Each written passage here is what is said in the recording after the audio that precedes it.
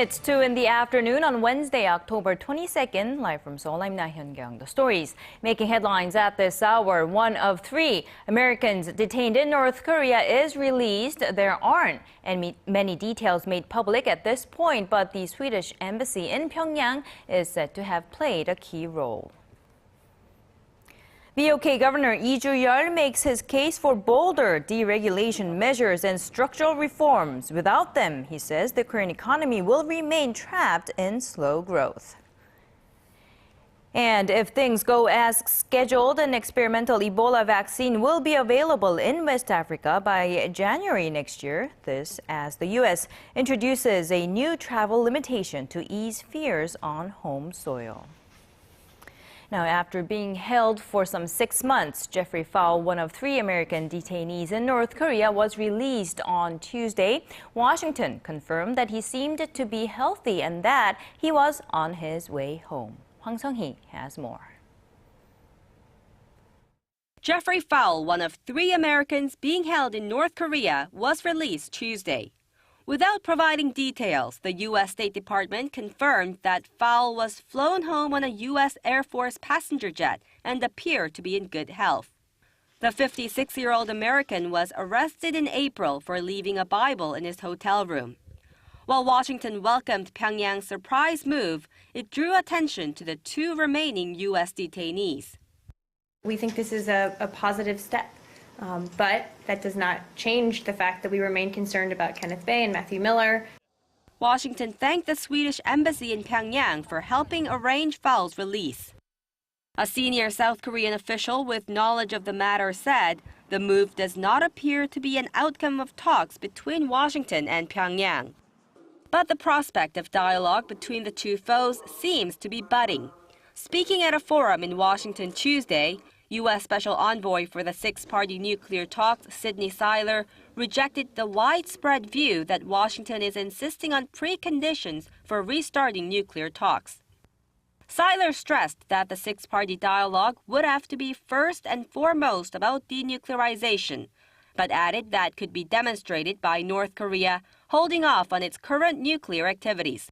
The U.S. official said Washington is willing to listen to North Korea's list of demands and complaints to encourage them to make the right decisions. Seiler said, however, that the problem is the North's unwillingness to respond.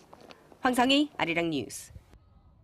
Meanwhile, South Korea's foreign and defense chiefs are on their way to Washington for security talks. Foreign Minister Yoon Byung-se and Defense Minister Han Min-gu will hold their so-called 2+2 meeting with the U.S. Secretary of State John Kerry and Secretary of Defense Chuck Hagel. Now, the meeting will take place on Thursday local time, and North Korea issues are likely to top the agenda. The 2 sides will also hold their annual security consultative meeting where they are expected to fix the timing and conditions for delaying the transfer of wartime operational control from Washington to Seoul. The transfer was originally slated for the end of next year. And Korea's top diplomat describes Korea-Japan relations as being under cloudy skies. Minister Yoon Byung-se says Japan already knows what it needs to do to turn things around and has once again urged Tokyo to sincerely repent for its past wartime atrocities. Kim Hyun-bin has our next report. South Korea's foreign minister has emphasized to Japan that a satisfactory resolution to the issue of wartime sexual slavery is the key to improving the 2 countries' strained bilateral ties. Meeting with Japan's top security advisor Shotaro Yachi in Seoul on Tuesday, Yoon Byung-se said Korea-Japan relations have been clouded by historical issues. The Japanese official's visit is part of Tokyo's bid to enhance bilateral ties and set up a face-to-face meeting between President Park Geun-hye and Prime Minister Shinzo Abe. Yoon said Japan knows what conditions have to be met before Seoul agrees to hold such talks. The Korean government has said President Park could be willing to meet with Abe if Japan takes sincere measures to address the issues of its sexual enslavement of tens of thousands of Korean women in the early 20th century. Before meeting with Yoon, Yachi met with South Korea's National Security Advisor Kim Kwan-jin at the presidential office of Cheongwade. Kim also called on Japan to resolve Korea's grievances over Tokyo's colonial-era atrocities. The two discussed a range of issues, including bilateral relations and their North Korea policies. South Korea has called on Japan to take sincere efforts to end the sex slave issue, so that the two nations could start building future-oriented ties next year when they mark the 50th anniversary of normalizing their diplomatic relations. Kim Hyun-bin, ARIRANG News. And President Park Geun-hye will hold a summit with Chinese President Xi Jinping at next month's APEC summit in Beijing. During a meeting in Seoul with President Park on Tuesday, former Chinese diplomat Tang Jia-shan confirmed that the summit will take place, saying that President Park is highly revered in China, not just as a president, but also as a friend and distinguished guest. Next month's meeting will be their fifth encounter as heads of state. The last bilateral talks were in July when the Chinese leader visited Seoul. And in other news, it is still way above the global average, but the growth for the world's second largest economy in the third quarter slowed to its weakest in more than 5 years. Experts are raising concerns, citing a slowdown in one sector in particular. Connie Kim tells us more. China's third quarter GDP growth rate came to 7.3%. And while that's slightly above expectations, it represents the nation's lowest level of growth since the global financial crisis in 2008. In general, the economy has remained stable and actually improved over the first 3 quarters. But the environment domestically and internationally remains complex, and the economy is facing challenges. The slow growth was mainly attributed to its weak property sector. I think property sector is something, worry us quite a lot. It was a main driver for this current slowdown.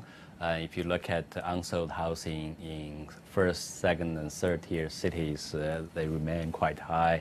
Average sales volume fell by 20 or 30%.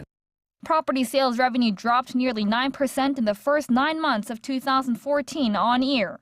Real estate investment climbed 12.5% during the same period, down from 13.2% recorded from January to August.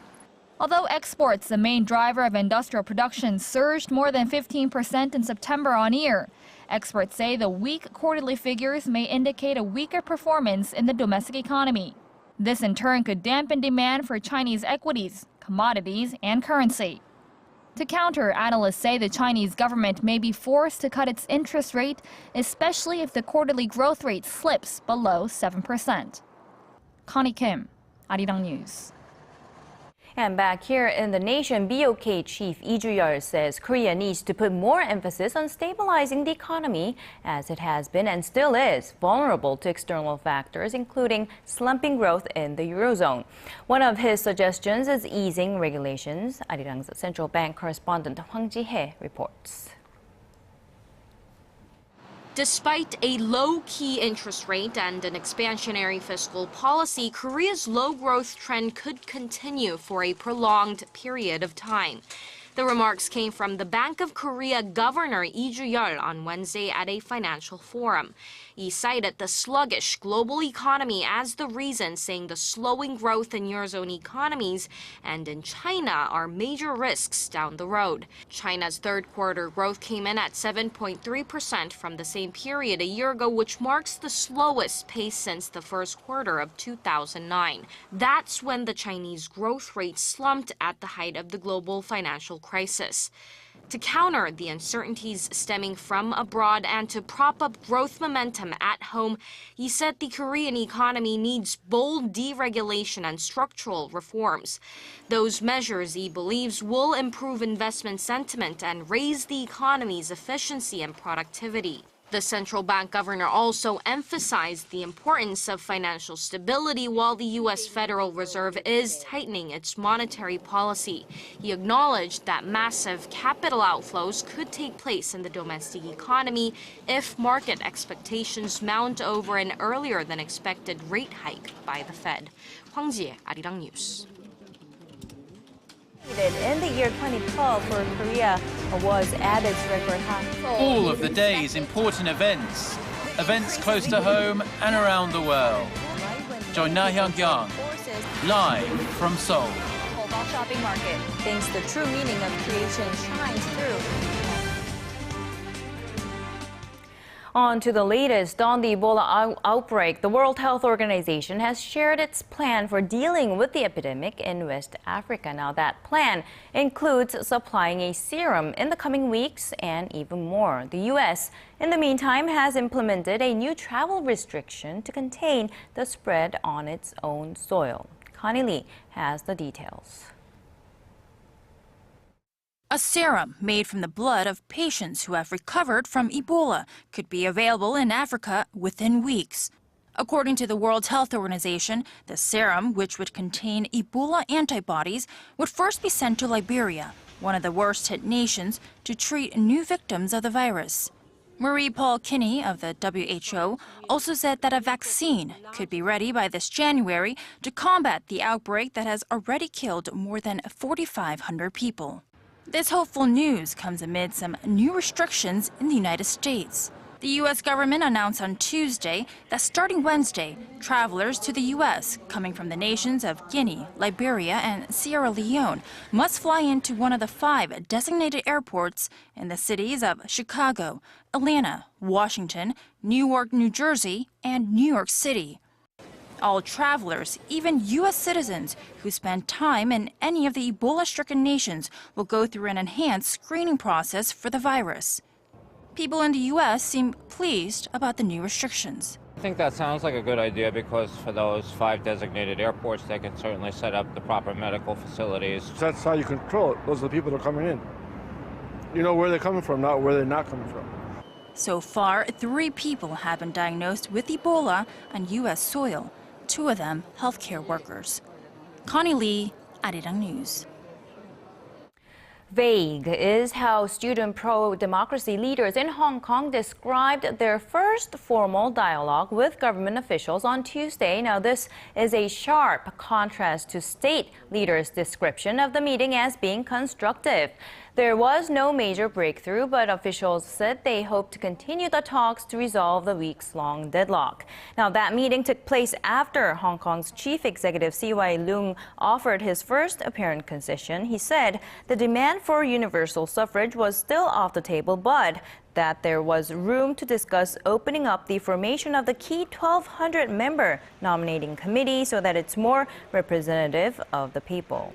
The 2 sides have not yet discussed holding a second round of talks.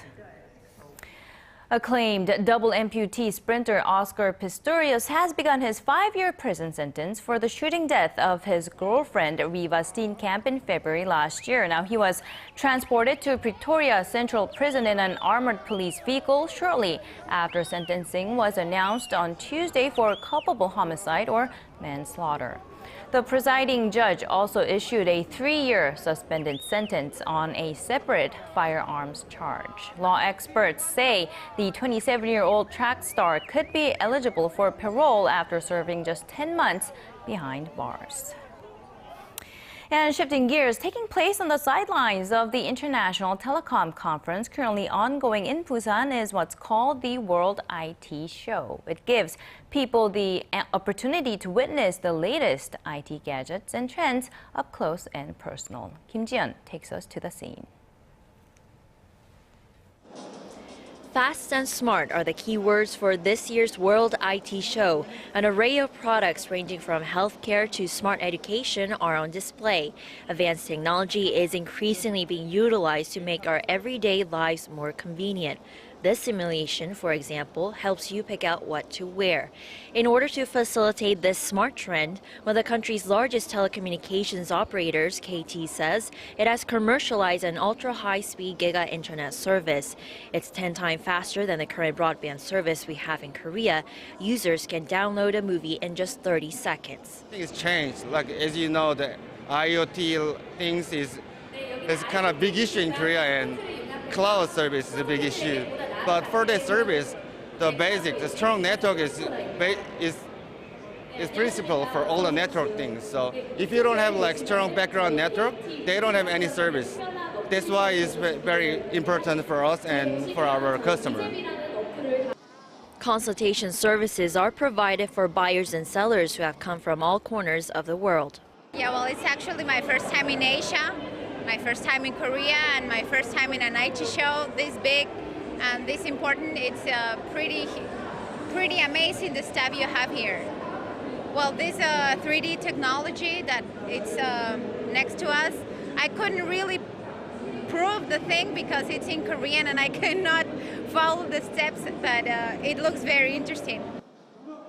The World IT Show is also a chance for local small and mid-sized exporters to fill up their contact books.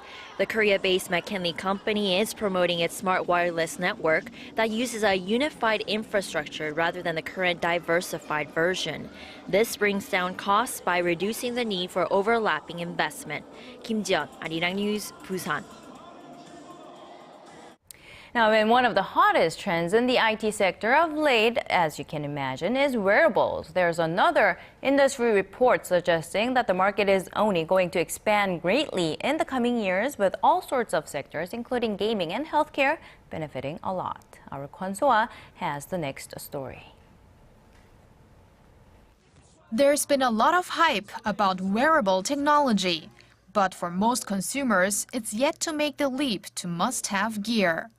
However, market watchers believe it's just a matter of time before the boom begins. Leading professional services network PricewaterhouseCoopers in a recent report forecast sales of some 130 million wearable devices between now and 2018. It says 53% of so-called millennials, those between the ages of 18 and 24, are excited about the technology. PwC suggests 6 industries will see the greatest benefits from the rise in wearables. Entertainment and media companies are expected to be the big winners, as the report says, where there's a screen, there's an opportunity. It might not be a revolutionary new genre, but analysts say it improves what's already there by enhancing the fun factor. This factor plays right into the gaming industry, which will go beyond touchscreens and incorporate other senses into the experience. The healthcare sector is also expected to reap benefits by developing more devices for consumers to monitor themselves. Social media, advertising, and retail businesses are also forecast to ride the wearable tech wave for profits. So the forecast seems bright, but the industry does face some obstacles. While the report says 1 in 5 U.S. adults already own a wearable device, it also revealed 1/3 of them didn't use it very often or even at all. Analysts say the biggest challenge the industry faces is convincing consumers their wearable device is something they can't leave home without. Kwon So-ah, ARIRANG News. And moving on to some health news, recent research shows that the use of embryonic stem cells could help treat people suffering from acquired retina disease. Our Polly has more. These are human embryonic stem cells retrieved from fertilized eggs. A Korea-U.S. joint research team split these stem cells into retinal pigmented epithelial cells, which are cells that are responsible for absorbing scattered light, and transplanted them into 18 patients with damaged retinas. After 3 years of observation, the treatment appears to be safe and has restored some sight in 10 patients that had ADM, or age-related macular degeneration, vision loss coming with age. The research shows dominant visual cells have become active due to the newly transplanted stem cells. Both Stargardt's disease, which is an orphan indication, and dry AMD result from the loss of the RPE cells in the eye. These RPE cells are the nerve cells that maintain the health of the photoreceptors, which are the cones and the rods that we see with. Professor Lanza says that while embryonic stem cells have the potential to become any other cell in the body, the transplantation process is very complicated. But in this study, there were neither immune rejection responses from the patients nor were there any side effects. The treatment has been jointly developed by the U.S.-based Advanced Cell Technology and Korea's Cha General Hospital's affiliate Cha Biotech. The team is planning to increase the number of test patients to 100 by the end of this year. Paul Yi, ARIRANG News.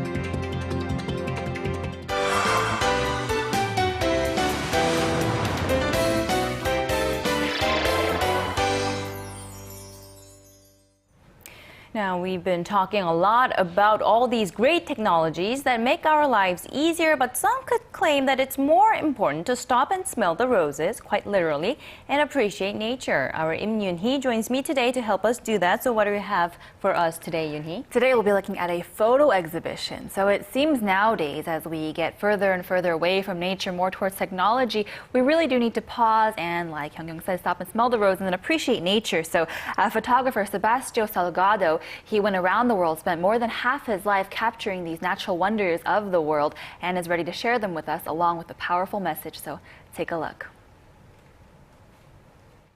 The wonders of nature, the hidden jewels of the world. They're becoming all too distant, almost a thing of the past. Brazilian photographer Sebastião Salgado has realized this alarming degradation of our planet and our ecosystems. And for the past 40 years, he's trekked the natural world, capturing images of the beauty that he hopes to preserve. Known for his huge photo documentary projects, Salgado's most recent opus, titled Genesis, takes the audience to a world that's been here since the beginning. This masterpiece is the work of over 8 years and over 30 trips, the bulk of which was spent seeking animals, even by hot air balloon.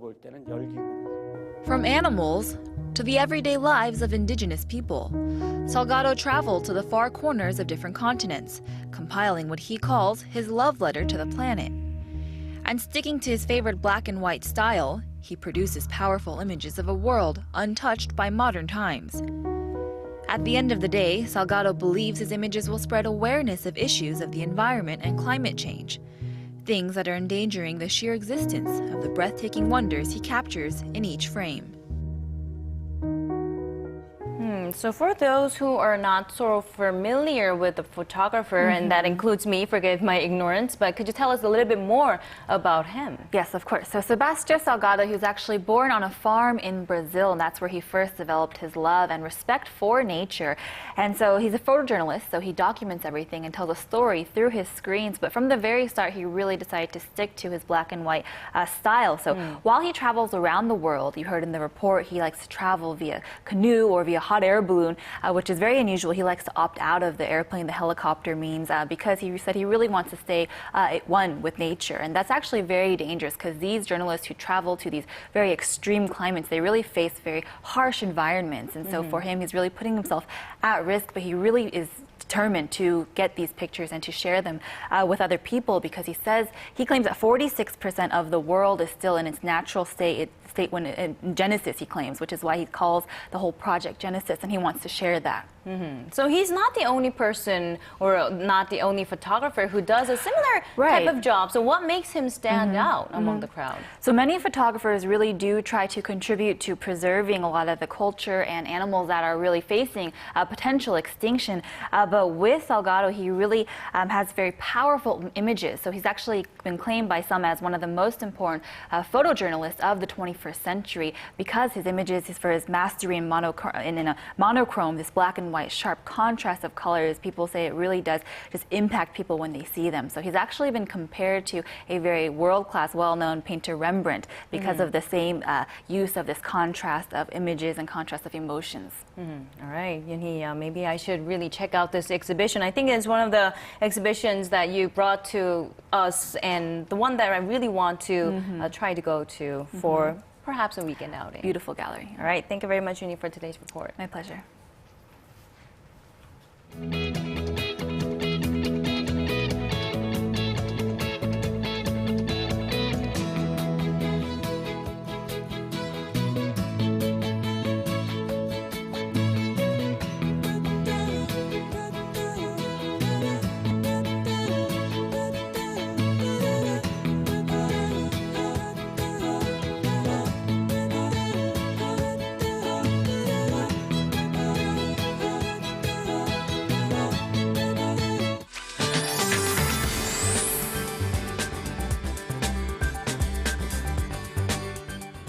Korea's capital city is bright and sunny today. I'm Michelle Park here with the latest weather update.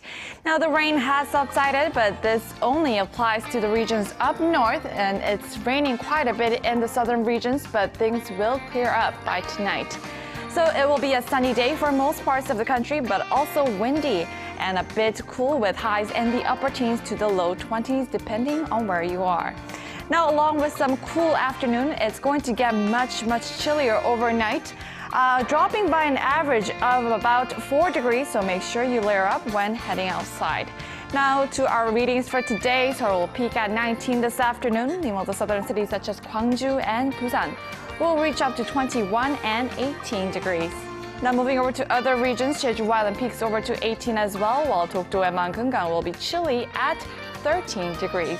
Well, that's all for now. I'm Michelle Park, and back to you, Hyun-kyung.